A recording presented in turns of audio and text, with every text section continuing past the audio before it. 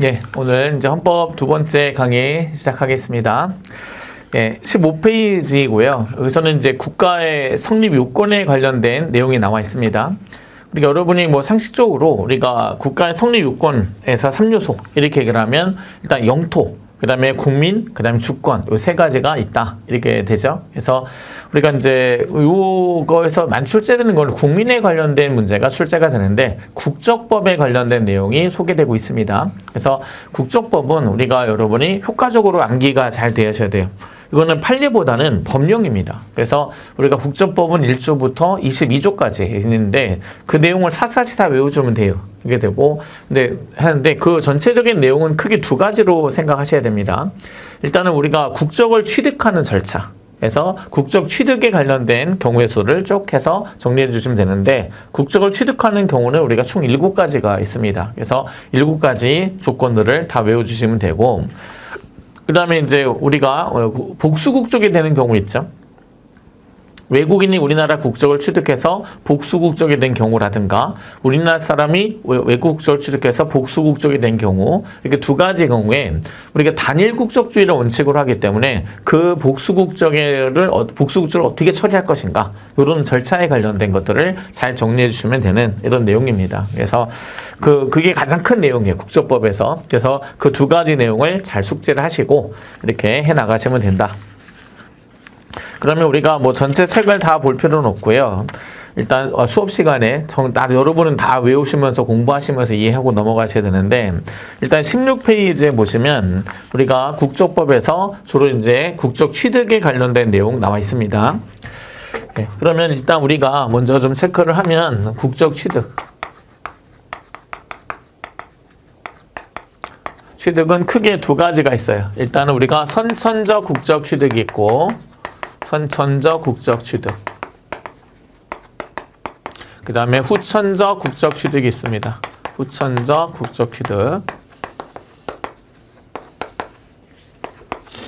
그럼 선천적 국적 취득은 태어나면서 국적을 취득하는 경우가 여기에 해당하고요. 후천적 국적 취득은 태어난 이후에 절차를 통해서 국적을 취득하는 절차가 여기에 해당합니다. 요것도 네 가지가 있어요. 네 가지가 있는데 인지, 그 다음에 귀화, 그 다음에 수반 취득,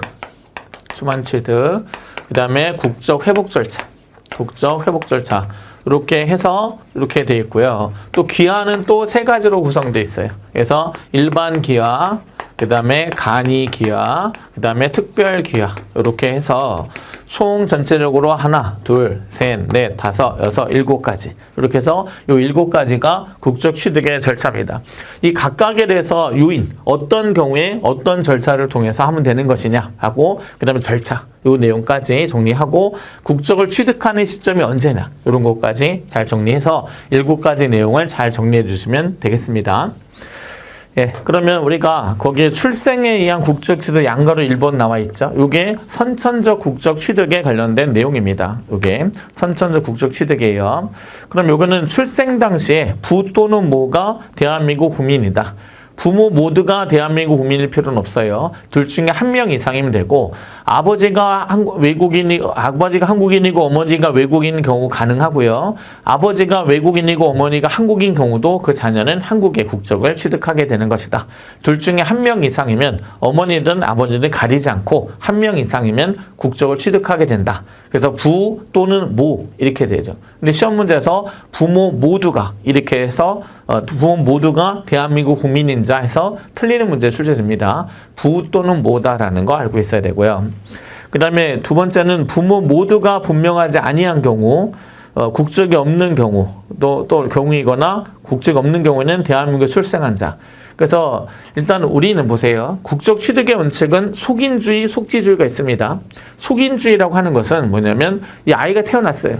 그럼 얘 국적을 어떻게 할까요? 했을 때 얘 부모 국적이 어떻게 돼? 부모는 한국인입니다. 그럼 얘도 한국인 해서 부모의 국적을 따라가는 거 속인주의. 그 다음에 애가 태어났는데 애 국적 어떻게 할까요? 했을 때 어디서 태어났어? 미국에 태어났습니다. 미국에서 태어났으니까 미국인. 이렇게 해서 태어난 지역을 중심으로 국적을 취득하게 하는 게 속지주의입니다. 근데 우리는 혈통주의가 강한 나라잖아요. 그래서 우리는 보통 속인주의를 원칙으로 합니다. 근데 예외적으로 속지주의를 허용하는 경우가 있는데 그게 어떤 경우냐면 이게 지금 우리가 읽은 거예요. 부모 모두가 분명하지 않거나 아니면 부모 모두가 국적이 없다 하는 경우는 애가 한국에서 태어났다면 한국인으로 인정해주겠다 이렇게 하는 겁니다. 그리고 대한민국에서 발견된 기아는 버려진 아닙니다. 아이는 대한민국에서 출생한 것으로 추정한다. 이거는 추정을 동그라미 쳐야 돼요. 추정한다, 간주한다. 우리가 법 배울 때 추정과 간주는 많이 다릅니다. 추정은 반대 사실이 나타날 때까지 사실로 인정해준다.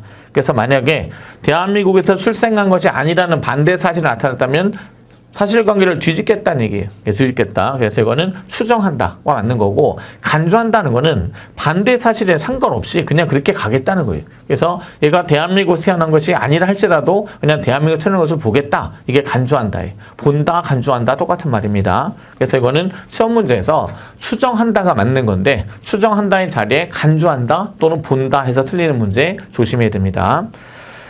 그 다음에 인지, 여기까지는 이 세 가지는 선천적 국적 취득에 해당하는 거예요. 그래서 선천적 국적 취득의 세 가지 요인은 이렇게 정리하시면 되겠고요.